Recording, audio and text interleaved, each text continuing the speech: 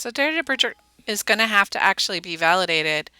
Um, and you need to do that validation as the administrator itself. You can get a validation code from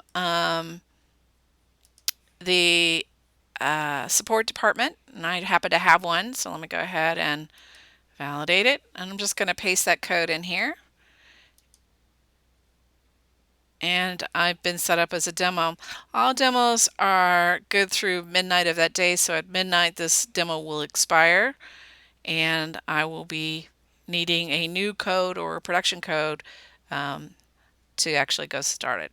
When I first come in, you can see that DataBridger allows me to use an existing repository, a project file, or I can create a brand new one, which I'm going to go do by downloading a blank file, which is our next step.